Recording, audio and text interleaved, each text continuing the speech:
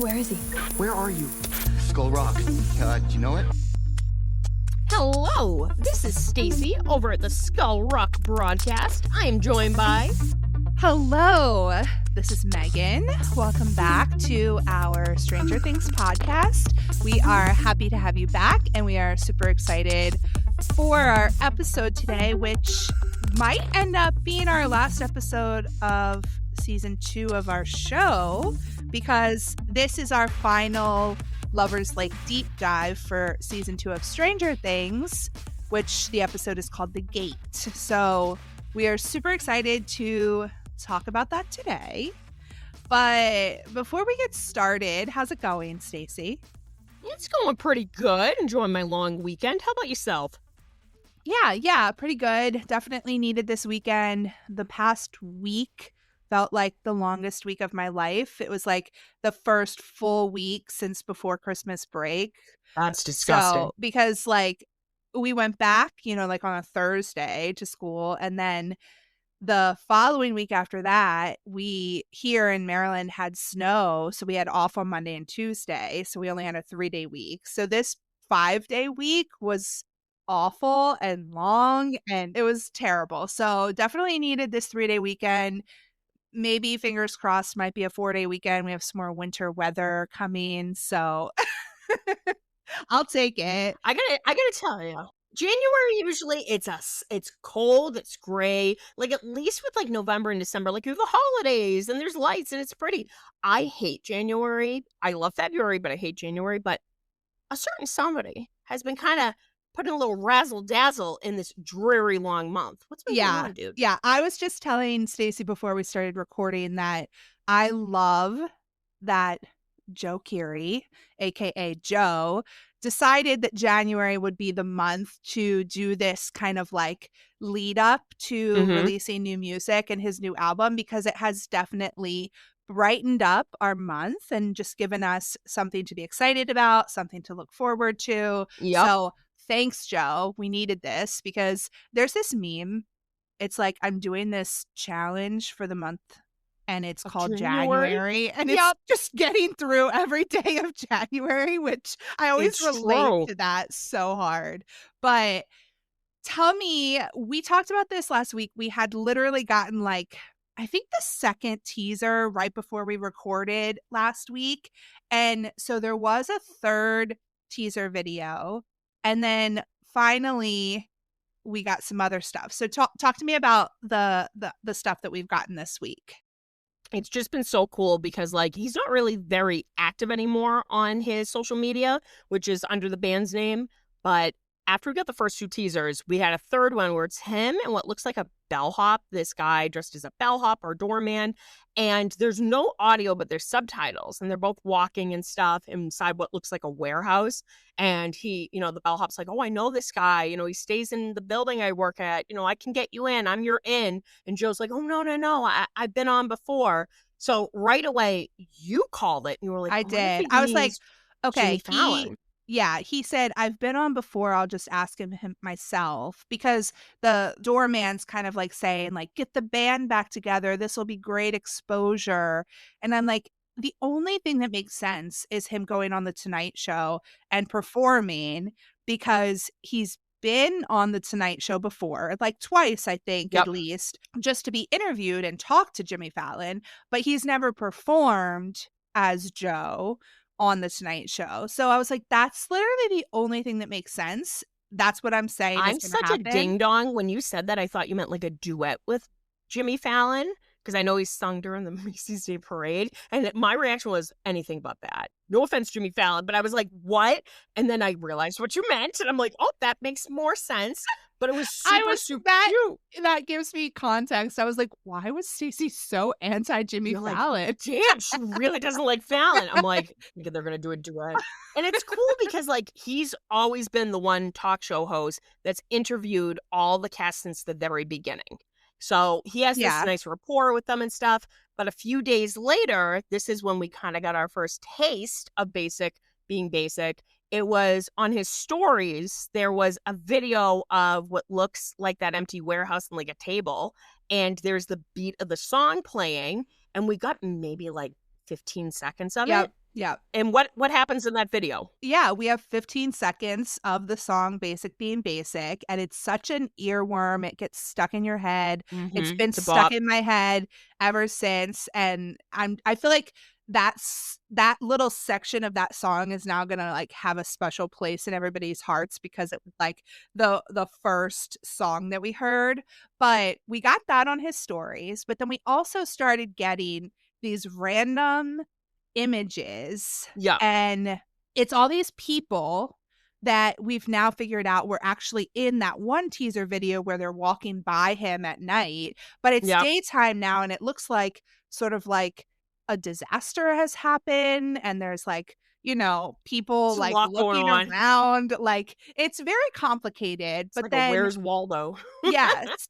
And there's like somebody coming out of the sewer, which is like the robber that snuck by in the one teaser video. And now we're getting a piece each day. So Yes. we're on day 5 of getting these now. And we assume that it's going to be 9 total. So all of the squares will make like a 3x3 square, and that it's potentially going to be the album cover. So that would be awesome. Instagram decided to update so that the squares don't match up. I didn't know what anybody was talking about because they're like, of course, he plans this out and now it updates. And then I looked and I went, oh, yeah, that kind of whoops. Yeah, so that sucks, A but little off kilter. I got to hand it to him. This is like our own, like, Joe Advent calendar, you know, because, you know, him in the little teaser looking into the camera, all these zany little photos that you're like, wow, it's almost like an I Spy. You keep picking up on more stuff. yeah, But and also, if it wasn't super clear, we were right about Jimmy Fallon, and he is going to be on Jimmy Fallon on the 28th. and he's going to perform, which is so cool. Yes. First time ever performing. So it's just like, I don't know. It's just pure serotonin every time he updates. And of course, all of us are just like, you know, chafing at the bit to listen to this new album. We're getting the titles of the songs, which are really cool. So, you know, maybe he has been sprinkling in a little bit of T Swift hints all along. He's a little clever guy, but I'm really pumped if he is going to announce a tour because literally he is our Beyonce. I said it.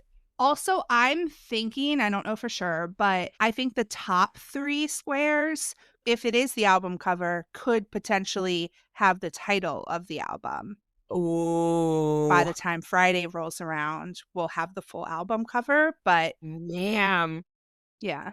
something to look forward to. I'm pumped. Yeah, so that's been fun. And, you know, once he goes on the Tonight Show and performs and maybe announces more, I know people are still kind of like hoping for more tour dates. We'll see, but we'll have to chat about all of this because some of the album track titles are starting to kind of have some themes that tie it back to the stuff with Corey over the summer. Yeah. So we do have to follow up and see if any of that kind of connects, and that's going to be awesome if it does. So we'll see. A crazy genius. That's why we love him. So do you want to get into the episode for today? Let's do it. I loved that this episode kind of was a direct continuation of the episode. Picked up like beforehand. 2 seconds later. Yeah. That was cool. Yeah. So what happens right when we pick back up, Megan? So it's Elle and Mike walking towards each other, hugging, and then Max is asking, like, is that Elle? Dustin and Lucas are saying yes, but it was a sweet little reunion moment. Yeah. Because Mike is like, I called you every day, and 350. I don't know. Yeah, it was something like that. We should have written down that number. 500 minutes. Elle was basically like, I heard. But then that kind of pisses Mike off because He has a Hopper moment. kind of chimes in. I like that he took him out of the room after Yeah. that when he was like, why didn't you ever, you know, say something? And he goes, because I told her not, like, I forbid her. I said not to. And then when he knows that he's going to freak out, he takes him in the other room. He's like, yeah, let's talk alone. I mean, obviously, everybody could probably hear what they were saying in the room because he was screaming at Hopper. But like, they're all awkwardly standing, listening. it kind of made me emotional. And I It's thought heartbreaking. the performance by both of them was really good in that scene because Mike is so emotional about the fact that, like, He Elle's alive and she's he's lied here, to, yeah. and but also, like, he was lied to and, like, didn't get to see her for almost a year, and he's kind of, like, going at Hopper, but I Letting just out his love frustrations, yeah, yeah. like, Hopper just letting him kind of, like, take his frustration out and then basically, like, bringing him into a hug, like Hug, yeah, because that's what he needed, and I like that he even goes like, "It's fine if you're upset with me, don't be upset with her, she's, upset enough as it is." So clearly, 2 people that very much care for Elle, so I'm kinda glad because, like, every time I think of Hopper and Mike, I think of, like, him threatening to kill him in season 3, so it's nice to see that moment that kinda Hop knew how to handle yeah. him.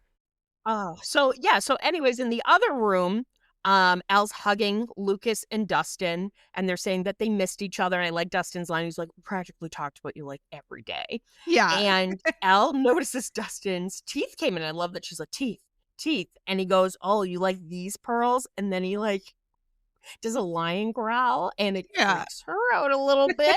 And it's priceless. And then Max attempts to introduce herself. And you know what Elle does? She Mariah carries her. She snubs Literally, her. she doesn't know her.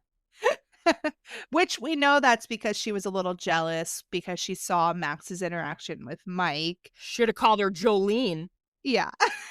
But she goes over and hugs Joyce, which was sweet. That was And she sweet. asks if she can see him, talking about Will. So they go in. He ain't looking too good. Yeah, and Joyce asks Elle if she thinks she can close the gate. Yes, because she remembers that she originally opened it, so she should close it. And that's when we see like the Demodogs all Yeah. outside the gate. Those things, I don't know, like maybe because I'm really paying attention, I'm like, those things are probably the scariest monster out of all of them. Like I would They gladly are take the like Mind Flayer. I had the vibe of in this episode especially that they were like making them very wolf-like because it was almost like it was like howling at the moon. I'm like, they have vocal cords? Like, oh my God. Like, Yeah. they, hands down, I think they're the scariest. So that was such a cool opening when it cuts to black and then we have the credits. But then after the credits, we get a great iconic Karen Wheeler scene. We have a perfect example of self-care. She's got her candles going. She's got the soundtrack to The Way We Are, Memories, and she's reading her smut with somebody, the handsome, Fabio looking guy on the cover may look a little familiar, and she is living her best life, which I'm sorry, this is why Stacey's not married. We all know Ted sleeps through anything. The fact that he slept through that doorbell that long and she had to get out of the tub, I would have been like, you better be dead. Like, you better be dead. Yeah. So, Karen, I feel you, man. She answers the door and Probably my favorite shot of Dacre because he, like, even the music cue that plays and he just looks like fucking he belongs on a romance cover. And I love him like just openly flirting, and I don't think it's an act, when he's like, I didn't know Nancy had a sister. And I love her acting all like, oh, I'm her mother. And he's like, no. Like, it's just their rapport is so good. yeah, and she's like, well, I guess you're probably here for Nancy. And he's like, oh no, she's not my type. Not my type. I can't. And like tries to act like the real concerned big brother. I would have bought it. I will admit I would have bought it. Do you own that pop set of her in her robe and him in that costume? And he has a little cookie in his hand. Yeah, that's so Kills me. good. Yeah. Which, did you ever hear the story? So obviously, she's giving him directions to the buyers in the kitchen with Donna Summer playing in the background. And I guess like it was Dacre's idea to grab the cookie from the jar, but it's been there forever. So it was super stale. So he's like, you can kind of tell like I'm chewing on it like a little too long. But I'm like, I just love him walking away. She's clearly looking at his ass. And it's just like the look on his face as he peels away to Donna Summer. I'm like, this is great. I loved watching him leave from that scene. Listen, Billy's an awful character, but Dacre is hot as shit. Yeah, exactly. So we can all appreciate that ass. That asshole. We cut back to, the party trying to make the plan here. And Elle thinks she can close the gate, but then Mike, of course, knows that if they close the gate before they get the monster out of Will, then it's also going to kill Thank Will. God Mike thought of that. Could you Yeah. imagine if they're like, all right, that's all we got to do, man? Yeah. Yeah. Ooh. So again, Mike coming through for Will for sure. So Joyce realizes when they go look at Will that, you know, the windows are open, the cool air is coming in. He likes it Fucking cold. November. Yeah. Yeah. So she realizes that they need to like burn it out of him, basically. Like a virus. Yeah. So the next scene, it's Nancy and Steve. Girl, so they're trying to grab plug-in heaters, which did she have like an underground ring of like selling heaters? They Never must seen not have somebody- had like central heating. They must have just relied on like space heaters. Apparently, I own one, and I was like, I am very impressed with their swag, meaning their heaters. But they're like going through the junk and stuff, and I don't know. I would have to say that this is such a well-acted scene because he does say the iconic, you know, like, I may make a really bad boyfriend, but I'm a really good babysitter. And, you know, at first he goes like, I like that he offers up first. He goes, you should go with them. And she's like, oh, I can't leave Mike. And he's like, you're not leaving Mike alone with anybody. I'm going to be here. And he hands her a heater and her eyes look a little guilty. And I love that she goes like, Steve, like probably about to either say like, I got laid or this isn't working. And instead he spares her almost the embarrassment. And he's like, it's okay, Nancy. It's okay. And like, that's one of probably my top Steve moments because he could have really freaked out. He could have made a big scene, but he knew they had other things to attend to. So it shows how much he cares for Nancy. And he almost like lets her off the hook and like lets it be a little easier than it should be. And Nancy, Natalia's acting like she looks like she feels like a piece of shit, you know? It's a powerful scene. It's a really good scene. And I think it's like one of those scenes that really, really shows Steve's character. Yeah.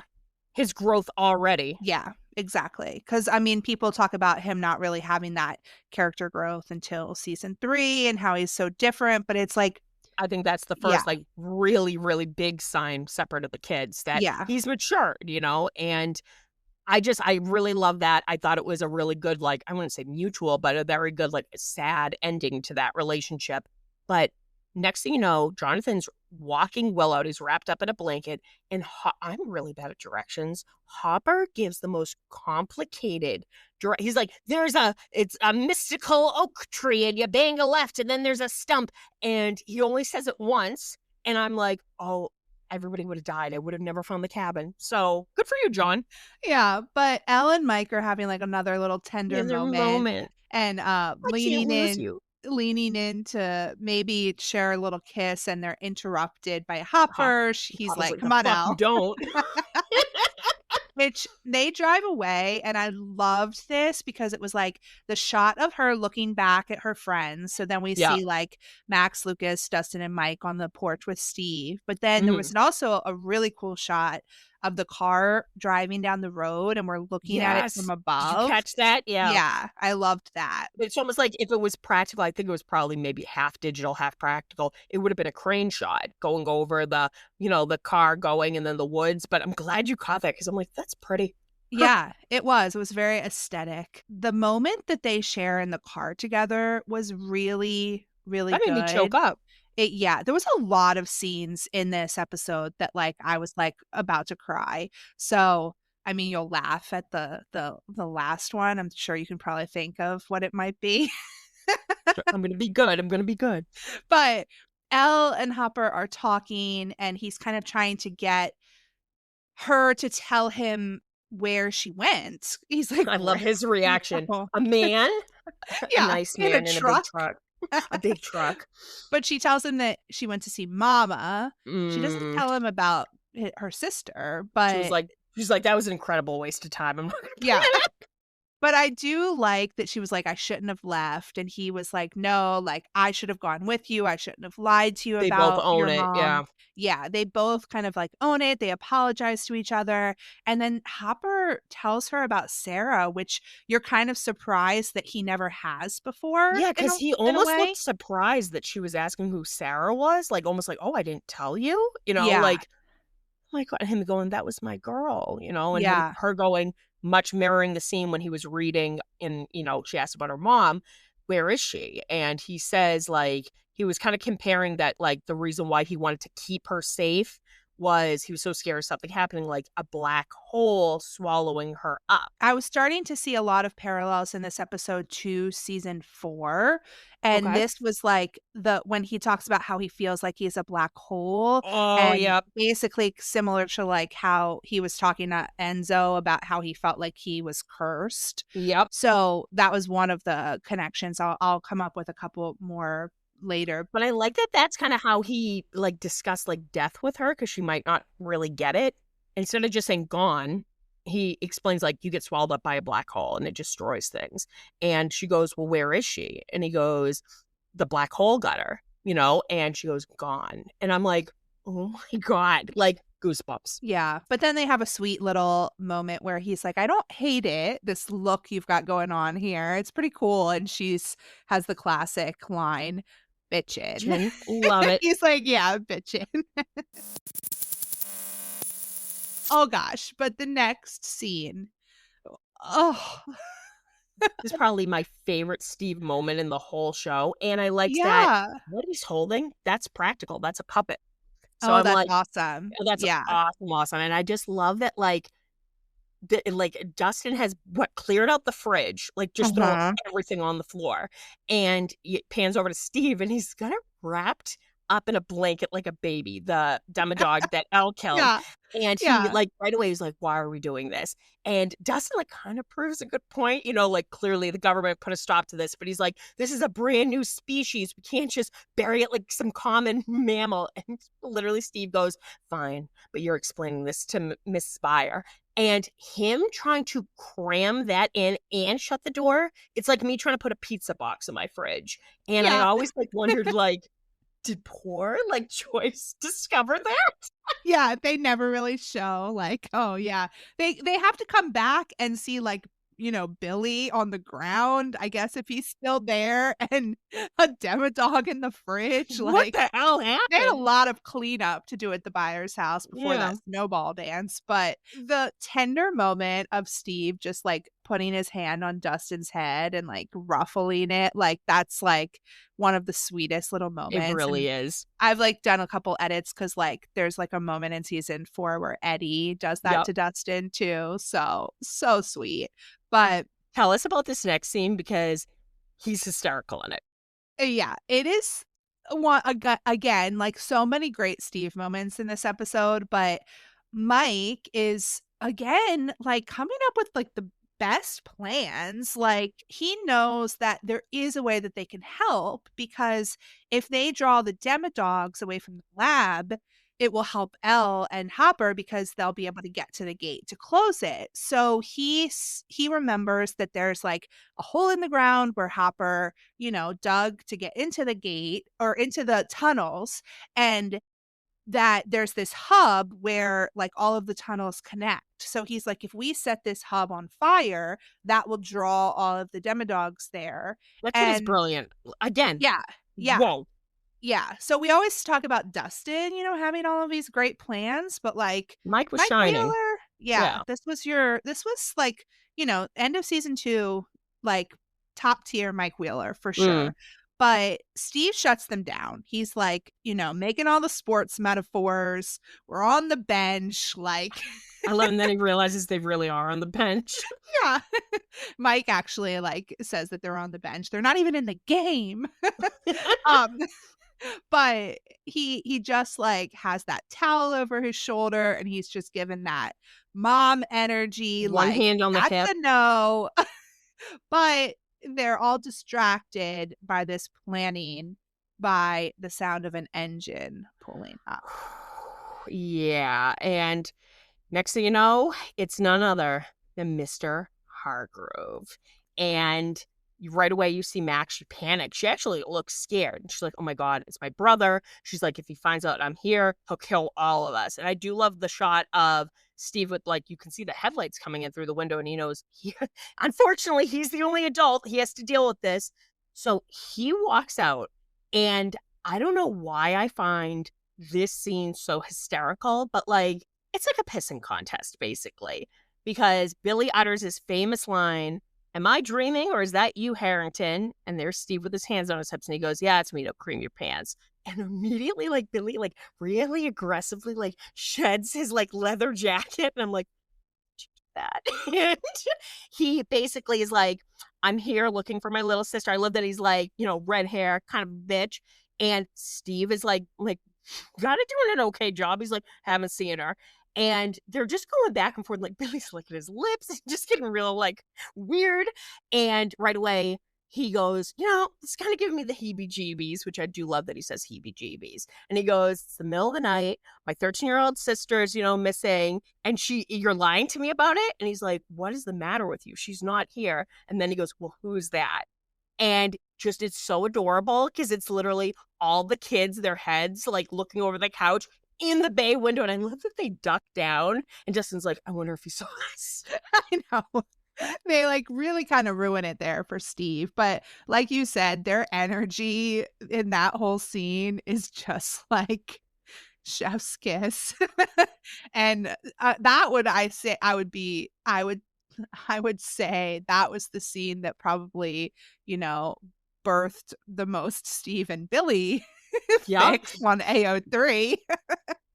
But then, I mean, he kind of like punches Steve, gets him on the ground, kicks him. He kicks him when he's down. Yeah, I'm like, you dirty brat bastard. And you gotta love that callback to when they're playing basketball, and he's like, I told you to plant your feet. What the But so he goes inside, and this whole next sequence is really hard to watch. It's intense. It's uncomfortable.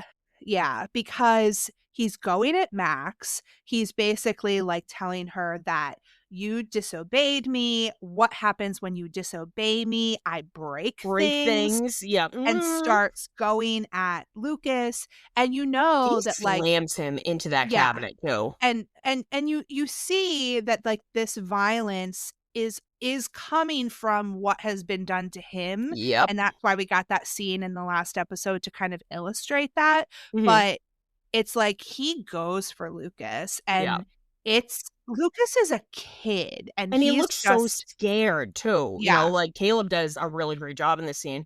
And luckily, I mean, Lucas is pretty badass, goes for the groin. Yeah, like, I'm like, look at you, Lucas. You got one good one in, you know? I'm like, when in doubt, kick between the legs. So, you know, right away, Billy's like just laughing like a psychopath and stuff. And Steve comes out of nowhere, and he's actually able to get one good punch in because he catches him off guard.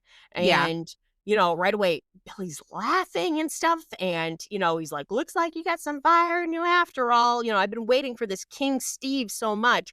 And I just love it. Literally, they're just like staring at each other. And like Steve, like, touches his titty, touches his chest, and is like, get out.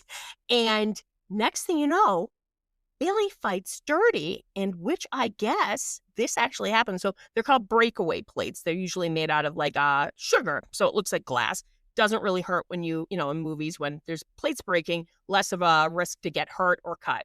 Well, I guess he hit Joe Keery like kind of in the wrong part of the head. So him like going down at first, that really happened. I guess he really hurt Joe.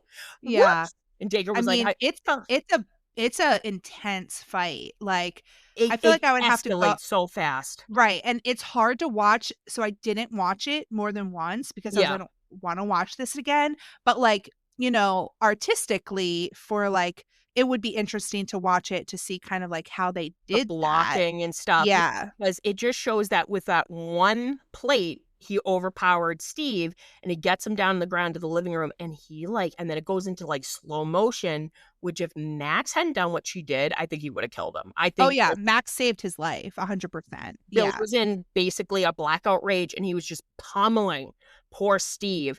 And the boys are all watching terrified, and Max thinks fast and grabs I love that the syringe was just chilling there, grabs it and sticks it right into Billy's neck. Good girl. And Yeah. literally, Well, and then I liked this because it's almost uncomfortable because you can tell that she's throwing his words and Neil's words like back at him with yep, like the whole tell me you understand, because yep. she's like, from now on, you're leaving me and my friends alone. Like, you're not doing this anymore. And she takes Steve's bat and gets him in the, you know where, and This close. And you know what? yeah, I think message was read, because even though he's like, you know, kind of and the camera works really cool because it kind of goes blurry and stuff, and he yeah. falls, and he's like laughing at first like a crazy person, and after she does the bat thing, because he tells her like screw you, he kind of like realizes, okay, she's not effing around. And I love that immediately she grabs his keys because now he's knocked out, and she's like, let's go. So it cuts to the Byers and Nancy, and they arrive at the cabin, luckily, with Nancy those loves this directions. cabin. She's like, it's kind of She nice. does. She's like, this is actually kind of nice. But they light the fire and they start the heaters, and then we're over at the lab, which I have been in that exact parking lot before, which is kind of fun. I love the shot of the lab too, because like the power is kind of on, but not really. So you see like Yeah. different windows lighting up, and you can hear these demodogs like howling. Yeah. Well, Spooky. also, there's cars in the parking lot, which kind of reminds you that like there were people at work here and Yep. they're probably dead. And Elle is just having some flashbacks to like some of her time at the lab Freaking because, Papa. yeah, PTSD. But I loved this next scene, and I feel like I noticed a couple things that I like hadn't noticed before, because What Steve is happens? kind of like coming to in the car, and he's in the back in the middle. Obviously he was knocked out by Billy in the fight, and I mean, it's probably good that he came to so quickly because Yeah, it could have been a lot worse. Oh. But somebody's holding an ice pack to his head, but he's also got band-aids on his face. I had cute is that? never You never noticed that? before. That was the sweetest thing, because you can just imagine that they were like taking patched care him of up. him and Yeah. patching him up before they carried him to the him. car. Like, I love that it's I little just- kid band-aids too. That's what makes it Yes. even cuter. Exactly. So he's looking up and he sees Mike, and at first he's like, Nancy? The look that Mike gives him. Which is it's really funny. But then you realize that that's Dustin holding the ice pack to his head. And I love that he's like, he kicked your ass, but you know, you put up a pretty good fight. So he looks over at Lucas, but then finally he looks to see who's driving. I love how they did this, because everyone was like, you have never felt stress unless you're Steve Harrington. You wake up in a car driven by a 13-year-old. Like, I think that's how any of us would have reacted, because she's going fast. Yeah. And when she speeds up even more when she realizes that he's freaking out, because I feel like her rationale is just like, I want to get there as fast as I can. And Dustin's like, or She's driven I think before. It's Dustin. Yeah, she's driven before. Mike's like, in a parking lot. Which isn't helping matters. I love So that he's you like, can tell pull over. that they already kind of like argued about this and probably had some argument about who was going to drive. But then she almost misses the turn. Lucas's scream. Everything. It's just chaos, and it's fantastic. It cuts back to Will and the Byers for just a moment. Oh, yep. Because Will wakes up and Joyce starts turning up the heat, because he's like, he's back to his old bullshit. Like, why am I tied up? Let me go. Yeah. And because he's possessed. Yeah. And Jonathan, though, is just so distraught in this whole thing. And he's just like hugging into Nancy, and she's comforting him. So they park, and I like that Mike is like really impressed that they got there. Like, because also she parked like right on the lip of that hole, and he goes like, incredible, which coming from him after such a hard time, high praise. And I love that she goes, told you, Zoomer. And I love that they already have all their equipment, that they've put gasoline in like, what do you call it? The stuff that you spray for bugs. Like, they have that loaded up. They have gas cans. They have stuff to cover their eyes and mouth. And they're doing it, and like you can tell poor Steve, which the makeup, every time they do his makeup, whenever he gets, the crap beat out of him, it looks great. But he's literally like, demanding, like, I'm the adult, you guys aren't going down there. And like Dustin kind of has a coming to Jesus moment with him. He's like, I know you're upset. I know. We need to do this, So I do like that they end up like going, all right, we got to do this. But he basically tells them, like, you guys are my responsibility. It's my ass if something happens to you. Yeah, because Dustin tells him, like, you told Nancy you would keep us safe, so get down here and keep us safe. Look at Dustin calling out the big guns using Nancy. Yeah, he gets down there and he does kind of like take charge. He's like, from now on, I'm leading. So I'm like, can you see you got really hit bad? that was a quick recovery there, Steve. Wow.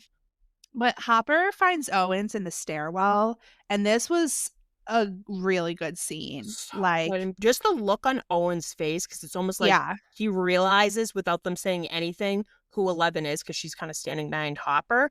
And what does Hopper say to Owens? Because he's got like a wound on his leg, and he's so he's like, oh, they got you pretty good, and he's basically like, Hopper puts like a tourniquet on it, and he kind of tells her, tells Owens, oh, I meant to tell you, like, Elle's been staying with me, and like she's about to save all of our asses, so maybe when we get finished with this, you could help her out, help her try to live a normal life. And I loved Owens doesn't really say anything in this scene, but Hopper's like, don't go anywhere, and Owens just kind of chuckles. Goodbye. Yeah, I didn't even catch that. That's amazing.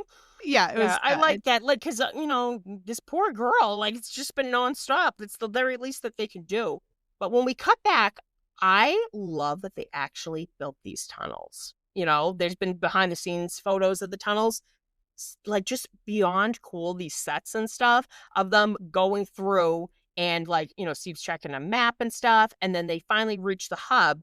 And that's when they start, like, they drench it with gasoline, which I'm like, you guys know what you're doing, but they're taking care of business. Yeah. But Dustin has a really funny scene where he like gets like spit on by like the like he loses the tunnel. It got in my mouth. It got in my mouth. Yeah. But then he's just like super dramatic, falls to the ground. They all gather around, and then he's just like, I'm okay. They're all giving him shit. They're like, I think Max is like, he's such an idiot.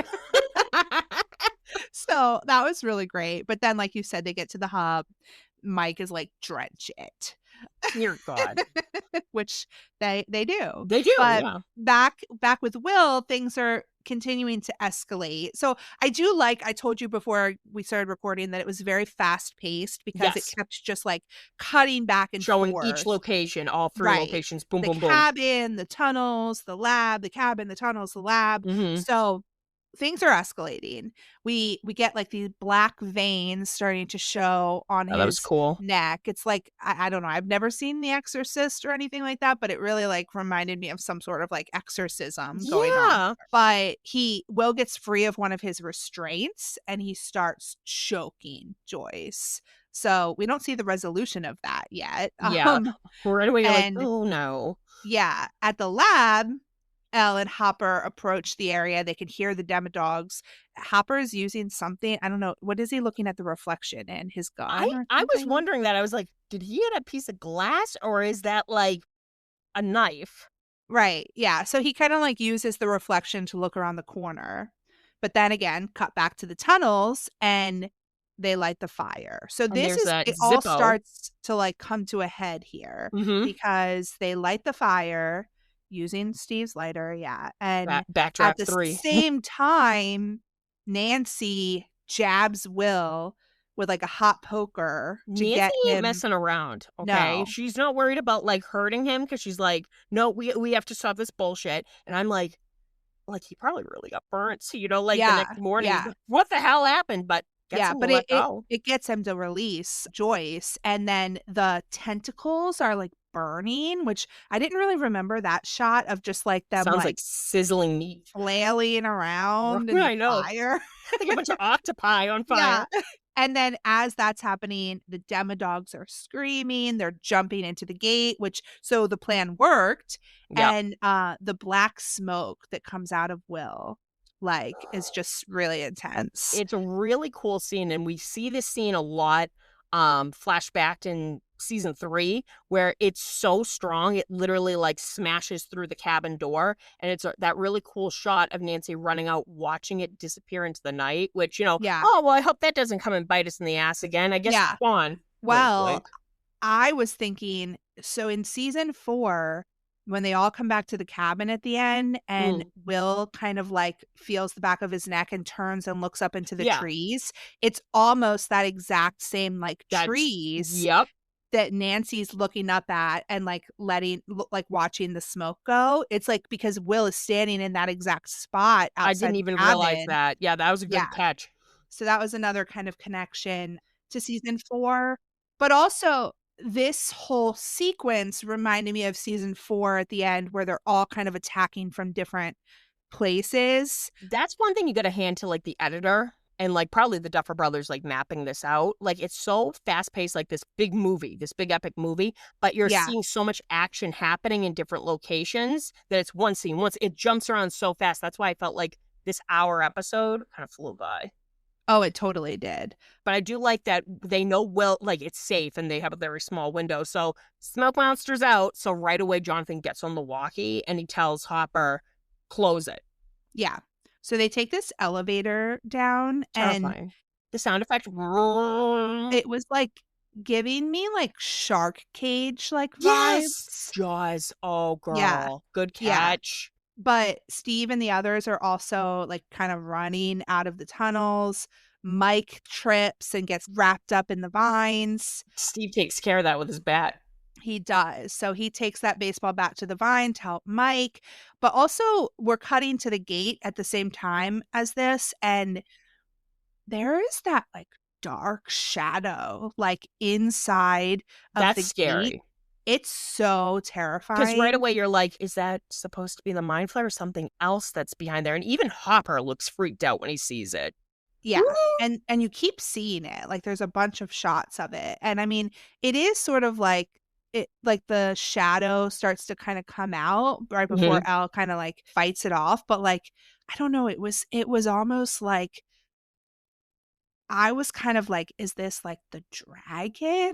Like that we might Yeah, see? actually, 'Cause yeah. didn't it kind of like seem like it was like something like moving its head around? Yeah, Like it looked the size of a dragon, that's for sure. I didn't Yeah. even think about that. Yeah. So that's where my brain was going. But Look at you. Meanwhile, I'm like, wow, that's a big shadow monster. But I do like that, like, once they stop and she's like dead center of it, they hold hands for a second. And then, he has the assault rifle and a shotgun and a gun. And he's going to make sure, like, she's safe and has enough time to close it. And I just love that she immediately hears Callie in her head, recalling back the day of the train scene. And basically, it's like, search back into your life, a time when you were hurt and stuff.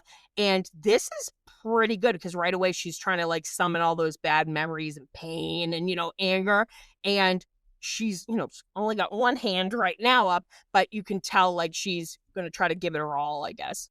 Yeah, but here's my other like super emotional scene because who showed up in the tunnels? I'm not even kidding you, motherfucker.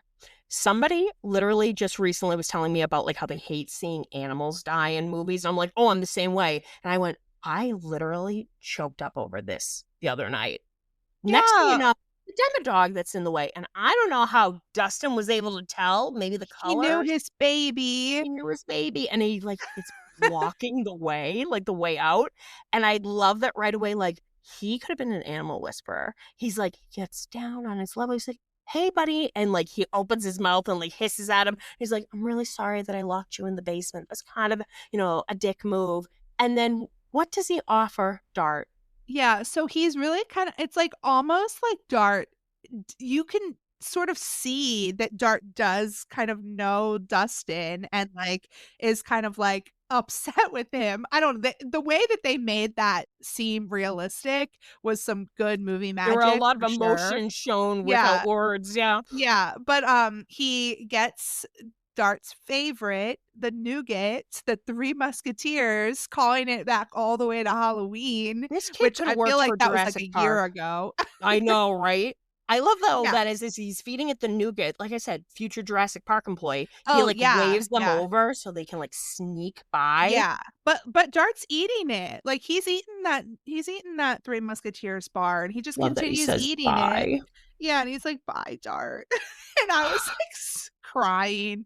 But because I mean, we've talked about it, like, it's also interesting because it's like, are these animals inherently bad? Or is it Mm, because they're connected to this hive mind exactly. that's making them bad, like they're possessed, sort of like Will is? I want to live in a So it's world where like, there's good demodogs. yeah. Like, I mean, my little stuffed Demodog, like, it could be a sweet little Little gentle puppy, yeah. pet.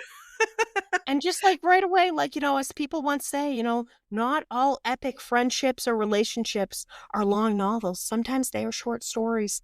And that was ours with Dustin and Dart. Dustin and Dart, yeah. Oh, man. I love But that tugged on your heartstrings because I was like, yeah. But then again, this is like a connection to season 4 because they're getting out of the tunnels and it's like they're going up that rope, which is like in season 4 with the exactly. sheet coming down and escaping from the upside down into the right What side I up. love Like, is Steve makes sure all the kids go up first. yeah. And And Dustin didn't go up yet, but the way that, like, they pause and they hear the Demodogs and Steve is, like, in front of Dustin, like like, almost blocking shielding him. him, like, that was, like, tugging on my heartstrings too. And then they like all stampede like around them and like Steve's like hip shimmy like as they're racing by him. And I do love like I was getting nerd chills when this happens. It pans up to Mike looking down and he instantly knows and he goes 11 and it cuts right back to 11 and her nose is bleeding and she's still concentrating.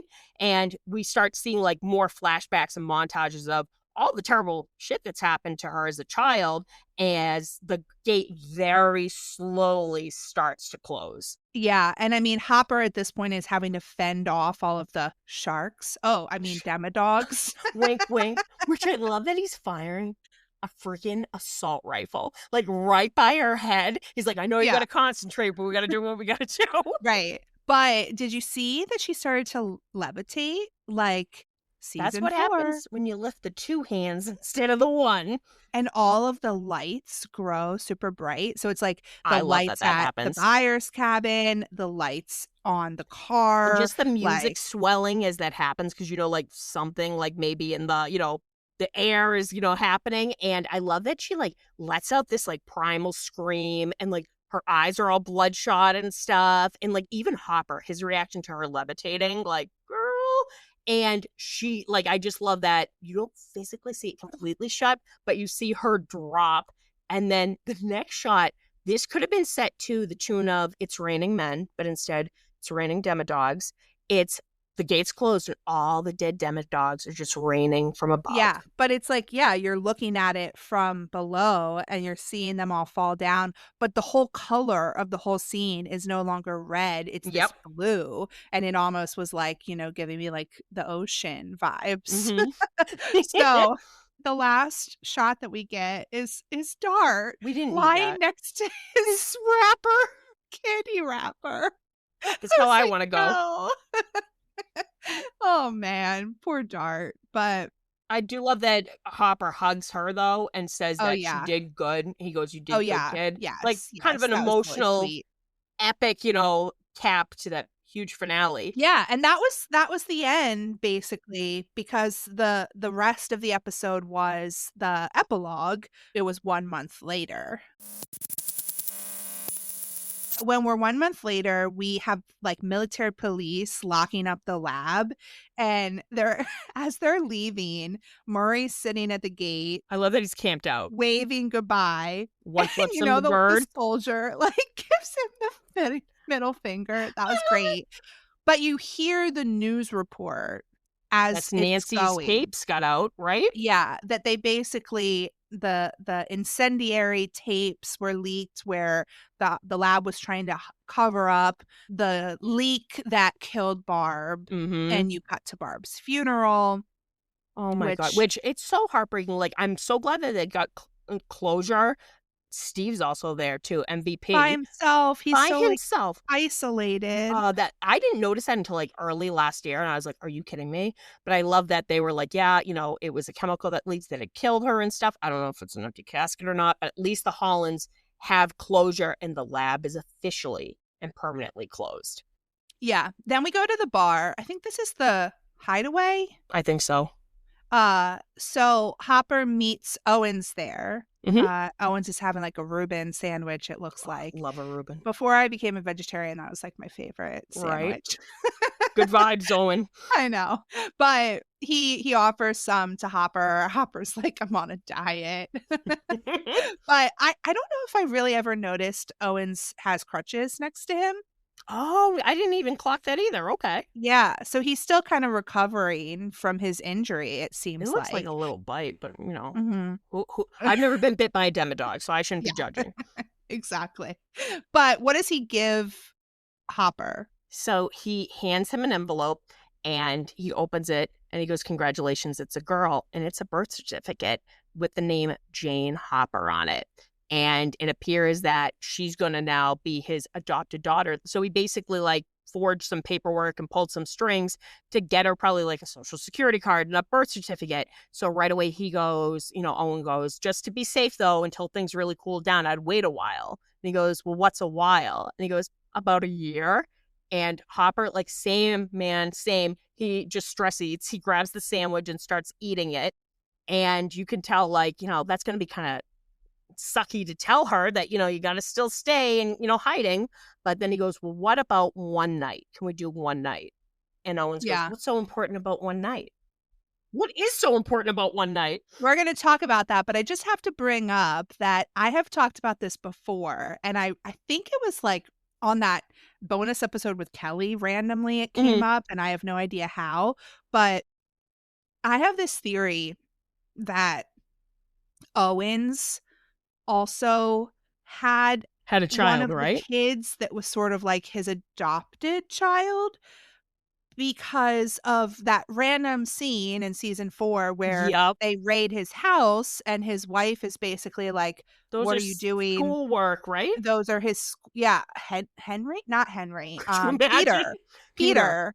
Peter's school projects. Like, so I don't know, maybe it wasn't an adopted child, but like for some reason they've told us that Owens had some as a child kid living with him. So I always kind of, with this scene, I'm like, oh, I wonder if like Owens also sort of adopted one of the kids from the lab or something like that. And who was it? Like, was it Henry? Like, because that was like the code name for Henry too, was Peter. And also like Peter was like one of the orderlies at the hospital. Like that's what they were calling him for a while. I don't know, Peter Ballard or something like that. So it's very interesting. Like, I hope that they explain that whole thing when we get season 5. Team, we're gonna have to do some theories because you're blowing my mind. Woo! Yeah.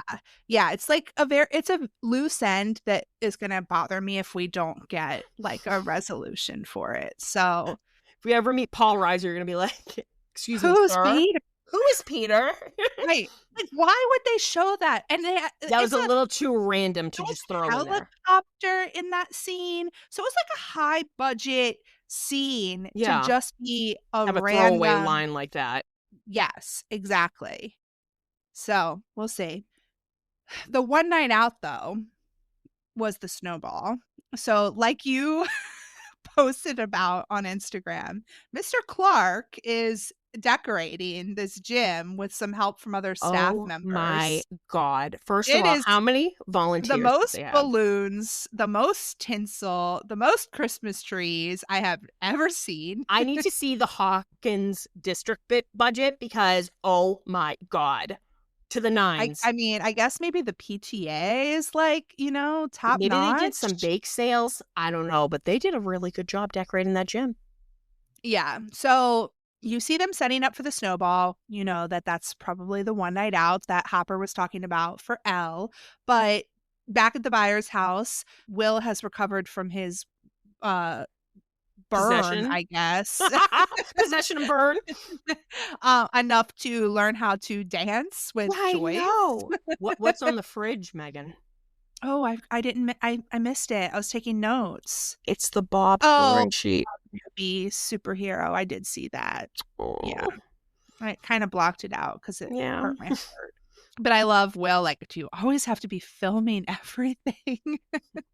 I'd be like, yeah, you always do have a camera in your hand. And I love that he goes, do people still dance like this? And she goes, yeah, it's what's happening. I loved that. But then Karen is also taking Polaroids of Mike. And at the Sinclair house, Lucas is practicing his pickup lines in the mirror. And I like Erica in the doorway giving him shit about it. Yeah, she wasn't letting that slide.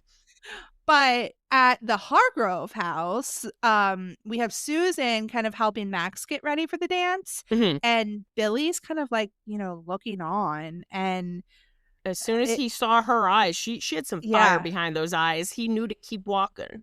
Yeah. So it seems like, for the most part, message received that he needs to leave her alone. When one threatens your balls with a nail bat, I feel like if you're not listening to that, you deserve it. Yeah. And then at Dustin's house, we have a new kitten named I love Juice. that they did that.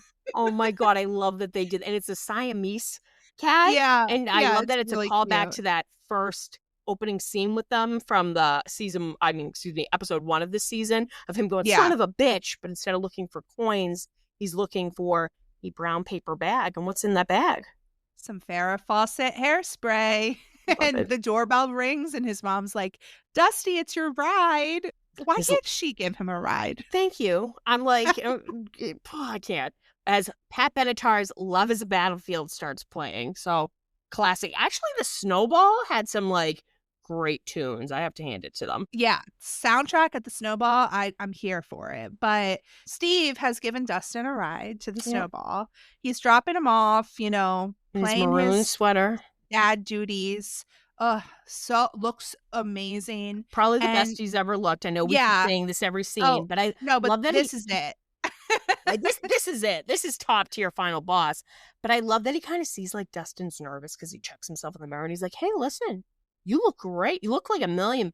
You're gonna go in there, and you can tell he's been kind of almost like a surrogate big brother, like trying to hype him up and give him advice. And he's like, yeah, like a lion. And he does the growl again. And I love Steve's expression. He's like, yeah, don't do that. Yeah, he gives him a pep talk, but then he's like, we gotta draw the line somewhere, dude. Reel it in. So he drops him off, and I love that he waits until he goes in, and Olivia Newton-John's Twist of Fate starts playing. And I do love that Dustin calls Mr. Clark my lord.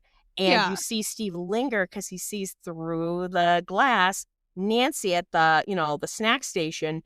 And just such a bummer. And he just gazing longingly. And then he kind of rolls his eyes and drives away. Bummer. Hopefully Eddie was in the parking lot selling pot or something. I don't know. So maybe he had a better night. So he leaves, and it's like a full swing, like, dance. And I love all the kids' reaction when they see Dustin's hair. Yeah, but also before Dustin walks up to his friends, we have a little callback to Halloween because Nancy is serving punch. Yes. And one of the kids walks up to her and he's like, so what's in this punch? And she's like, pure fuel. Iconic. And I love that Jonathan is volunteering at the Snowball dance, and he's kind of like the photographer, which is really cute. And they lock eyes, and they just like the smile that they give each other. It's so goddamn cute. Yeah. But like you said, Dustin walks up to his friends and they're giving him shit. But I loved his little entrance there because he kind of gives a twirl and sticks out his tongue, and he's like feeling himself. Yeah. But they're like, what happened to your hair? Yeah. And then I love that the music slows down to Cyndi Lauper's Time After Time. And I love that it's because Lucas, like, you can tell, is nervous, and she just takes the initiative. And she drags him up to the dance floor. And then some rude little bitch literally goes, hey, zombie boy, you want to dance? And I'm like, oh my God. But I love that he Will, he doesn't know what to do. He's so flustered, and he just looks to Mike. And Mike kind of like pushes him to go with the really rude little girl. So I'm, okay. But then you see like Dustin, he sets eyes on Stacy. Something about that name. And he walks over. Fucking Stacy. You know what? The way she treated him, I'm glad. In the next season, her orange Julius blows up in her face. She deserved I it. forgot that was her. Oh, Stacy comes back in a big way. So Yeah. I love that he offers his hand and he goes, shall we? How dare you hurt Dusty Bun? Because they're little bitches. They want nothing to do with him. And like him, like walking towards those other girls, like turn away. Like you can just feel the humiliation. Like, oh, it's such an awkward age. Yeah. We cut to Hopper and Joyce smoking in the parking lot. Yes. That was a tender little moment. I like it. Like, how are you doing? Every day gets a little easier. Gets a little bit better and stuff. Yeah. And then this time he puts his arm around her because she's been going through it, but I do love that she like was like, Will wanted me to give him a space. And she's like, I figured the parking lot's far enough. And I'm like, after everything that happened, I respect it. Yeah. But then the song changes to the police's Every Step You Take. Elle walks in, which because Hopper's in the parking lot. Oh, he must have brought her. Yeah. And so Elle walks in and it's such a cute moment, because I'm like, oh my God, that was her first real social thing outside of a year, a middle school dance. Describe hell for me. And luckily, Mike jumps up and they look at each other. And I think I've pointed this out before. Her eyeshadow is the same fuchsia as Nancy's. So Nancy probably helped her get ready earlier. So very cute. Yeah, I mean, that's her little Cinderella moment there, walking into the ball. It was very cute. But I like the chaste little childhood kisses that are exchanged. Cute. Oh, but also for the actors, that was most of their first kisses. Exactly. Which is man. Oh, poor things. But they're dancing and all seems good in the world. And I like that Max was the one that actually Max does forward. it. Yeah, she leans in and kisses Lucas, but then Mike kisses Elle. Everything's happy and sunshine and rainbows until it doesn't. I will never forget 2017 as it panned back and then the camera did that cool rotating upside down shot and then we saw the snowball dance from hell in the upside down. But I'm going to call that out because that's a continuity issue. It is actually. It wouldn't be decorated. It wouldn't be. So you see those lights in the windows. If the upside down is stuck in 1983 on that day, then that's a continuity issue. Calling it out. Calling out. Cut to Vecna. He's like, we got to spruce this place up. It's a little dreary. But what do we see looming behind the gymnasium? The Mind Flayer. I remember back in 2017, I went, fucking course. Because I was so upset that there's still that lingering threat. And then next thing you know, it shows us the title card. And that is the end of season 2. Yeah. Yeah. It was a cool way to end it, though. To know that, that threat is still there. Mm-hmm. So, yeah. It's not. And it kind of left room for the next season. Exactly. You knew that, it's not over. Mm-hmm. So I have to say, season 2 I feel gets slept on a lot. And I thoroughly enjoyed rewatching this because not only do you have the Halloween episode, but you have the standalone episode. You get to see, Steve becoming the babysitter. You get this, the Demodogs that are terrifying. There's a lot of great but also emotional moments in this season. Yeah, absolutely agree. It was so much fun to watch season 2 and kind of really deep dive into it with you. So this was a long time coming. I don't know when we started watching season 2. A long time Summer, ago. Maybe, yeah. Yeah. But we finally finished. We got to it. Yeah, that was a blast. And Steve Harrington in season 2. Here for it. Man. But really everything, like you said about it. It's great. You know what? 3 Musketeers for everybody. Boom.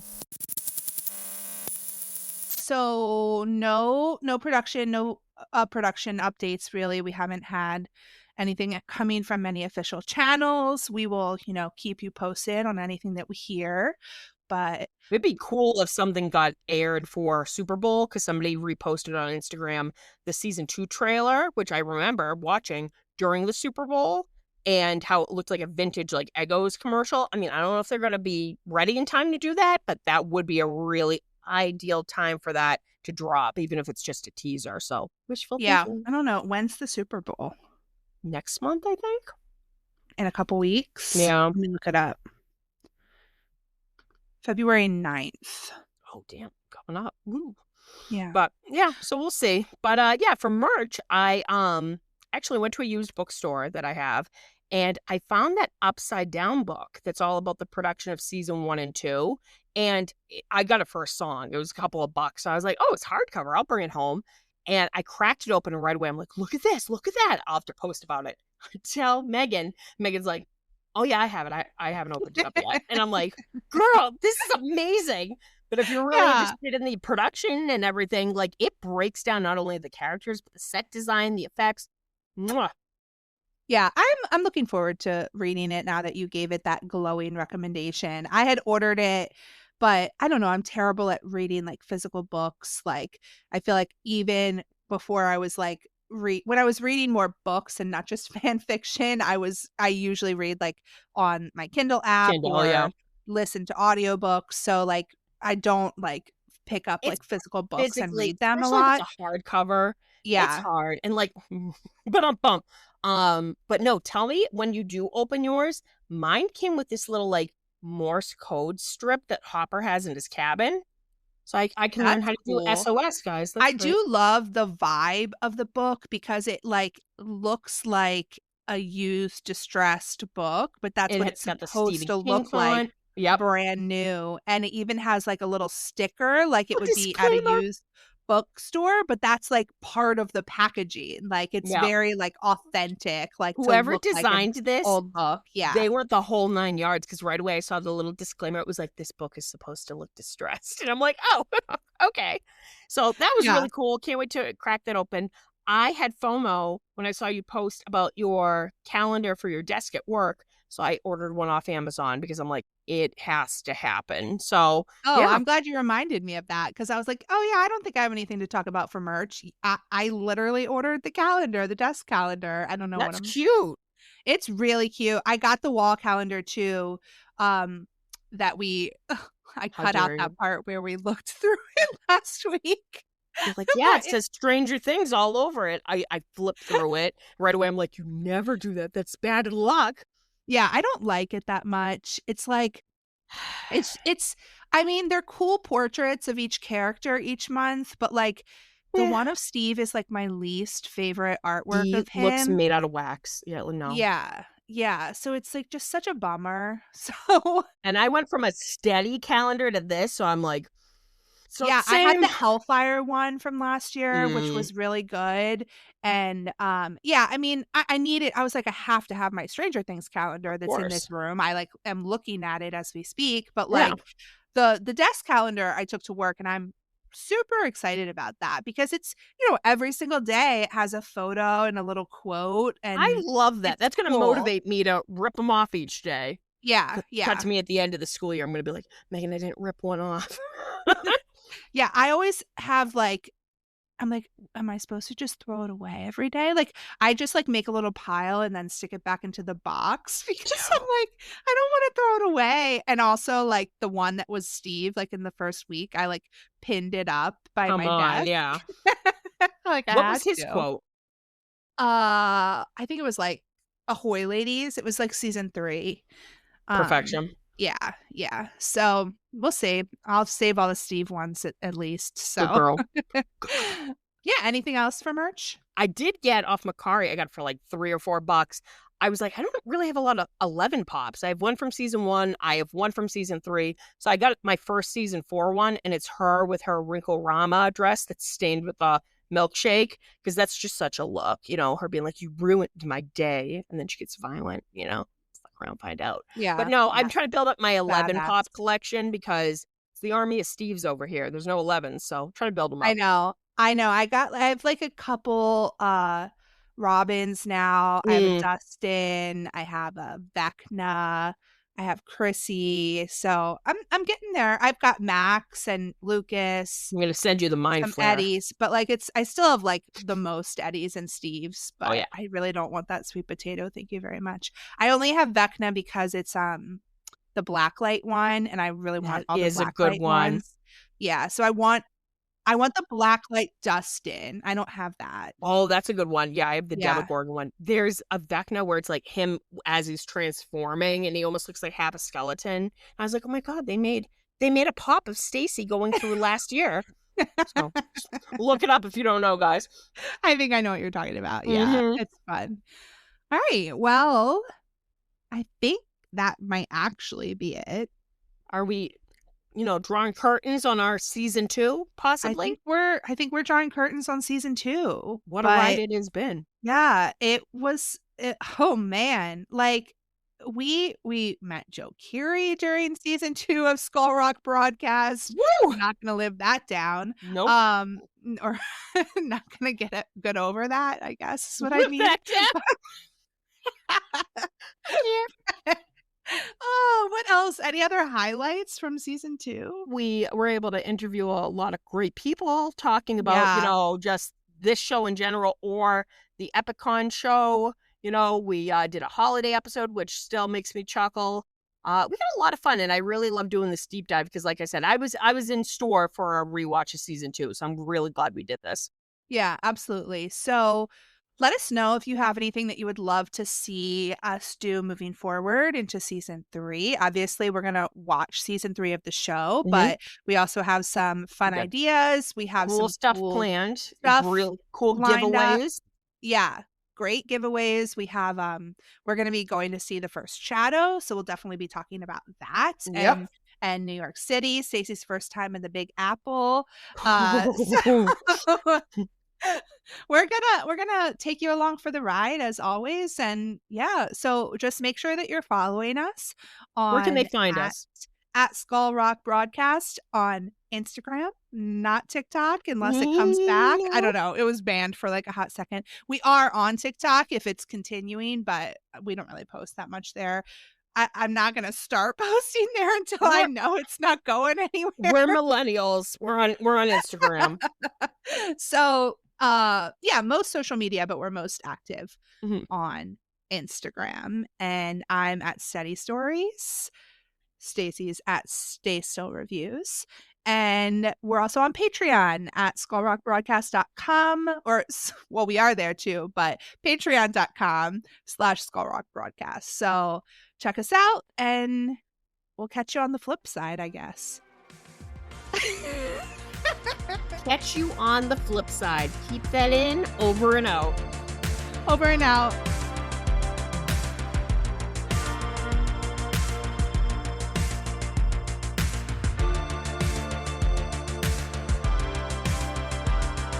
Eddie, I'm not sure I love the idea of you driving. Well, I'm starting to suffer. Harrington's got her. Don't you, big boy? All right, we are back. We're back. You can't tell I'm super excited to talk about Steady today. Got our Steady on. Yeah, I have been getting my Steady on. I've been having some good luck with finding some fun fics to read. Basically just been reading like a lot of like one-shots and stuff that have been really good, or just like a couple chapters.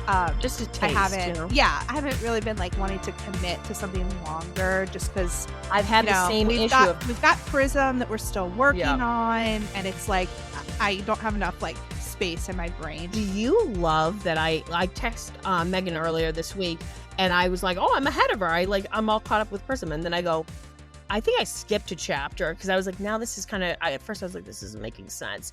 Went back, read the chapter I was supposed to, and then I was like, oh, it makes so much more sense now. Yeah. Glad I caught that. It was because those 2 chapters dropped like right at the same time, I think, or like within a couple days of each other. And I think you were like, oh, I just have a new chapter to read. The latest one. And I'm like, they went from the church to here. So like you can tell I was like, okay, but love that I went back and read it. Just what a magical world that is. But I've been kind of the same way. I've been avoiding the long stories and doing one-shots more. Yeah. And I mean, we didn't do our typical little introduction of this segment. So if you haven't, stopped listening yet, remember that this is our secret segment. We're talking about fan fiction. Turn back now. Turn back now. Things might get a little dirty and intense. If you don't like that, we'll see you next week. Yeah, exactly. They've been warned. They don't have to turn back now. Yeah, so we're going but to talk about what we've been reading this week. I was very Stacey, excited. along with catching up with Prism, what did you read? Only me. So you mentioned 3 fics last episode, and right away I'm like, okay, I'm gonna go check them out. And there was the Junk Journal, which that was just relaxing in general to read about. That was probably my favorite out of all 3. And absolutely. it's just the way they wrote, and like the 2 of them, and like how Eddie finds out who he is and stuff. Yeah. Didn't it have relaxing vibes? Like, anytime like you take out the tools and fold the paper and this and that, I'm like, I have no blood pressure right now. This is great. So very aesthetically, like the words just painted pictures for me.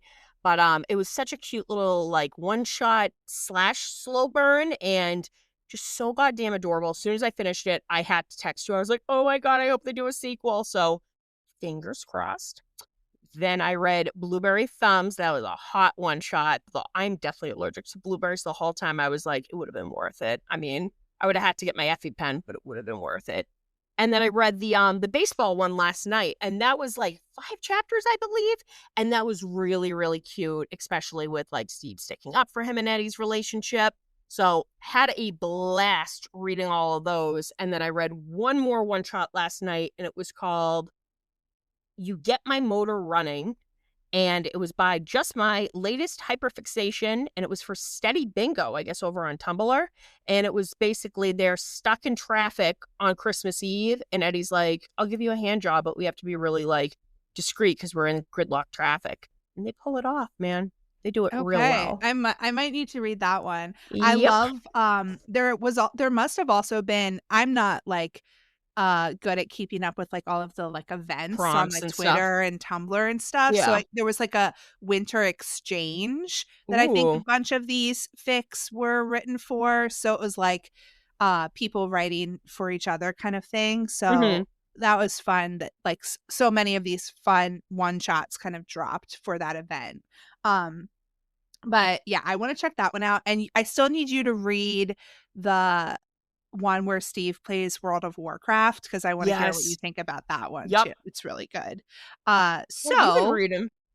I also have had some fun one shots. So one of my favorites that I read this week was Higher Education. Ooh, what's that about? It is a college AU where they both move into the dorm and meet their new roommate, which is each other. So they're roommates, they're college roommates. And I could just like, I had such a picture in my brain because obviously I was like picturing like my college dorm freshman year. Like, but Steve and Eddie were there instead of me and my freshman year roommate watching The Holiday. Yeah, we were just watched Gilmore Girls together. We didn't do what they were doing. Okay. What do they do in the dorm room? Well, Steve is done with dating because he really wants to focus hard on college because he needs to prove his dad wrong that he can succeed with this degree. But he's working so hard and he's getting so stressed because he doesn't have any outlet to kind of like, relieve that tension. So just had to mute myself because I started laughing. And then I started laughing when I saw you laughing. Dead. So Eddie just makes like a little offer to help him out with that situation. As one would, yep. Yeah. And I mean, we go from there. So I love when like fics like the baseball fic, which I add like sex toys and smut, turn like really tender and emotional. And the next thing you're like, yeah, like that. I think that's my favorite kind of fic where it's like there's this like hot, like kind of, kinky sometimes like thing going on, but then ends up being like all of these emotions between them. They confess their love to each other Yeah. as there's dildos flopping about. Like, that's when you just know this is a good story. Yeah. So that was really sweet. And then another one that I read was I think this like just dropped this week. It was and that was called Higher Education by The Surefire Way. Okay. And then this one was called Right There All Along by It Can Be Palped. And this was really cute. They also are roommates in this fic. Apparently that was like my theme of the week. But baseball last week, roommates this week. Got yeah. So they are roommates, but they were also childhood friends that kind of reconnected and became roommates. So they're watching a movie together, and Eddie decides that he's going to lay on top of Steve because Steve was like laying on the couch, and instead of letting Steve get up and sitting on the couch with him, he just lays on top of him. And it's kind of just like, oh, you used to do this to me all the time when we were kids. Like, I'm just going to lay on top of you. Poor Steve's on the bottom, like fighting for his life with how turned on he is. But then he kind of falls asleep, and yeah, that's another like just tender, like, you know, taking care of each other. But he's very relaxed, right? And he falls asleep, and then they both kind of fall asleep, and then they sort of half wake up, and they're just kind of, you know, feeling all the feelings, and some stuff happens, some emotions are shared, some things, you know, it's very sweet. Send that one my way as well, man. And then I wanted to read some more by like the same authors that we were talking about. So Through Eden was the one who wrote Slipped Between These Ribs of Mine, the baseball fic. So they have a fic that I'm about halfway through called Sugar We're Going Down. By the Fall Out Boy.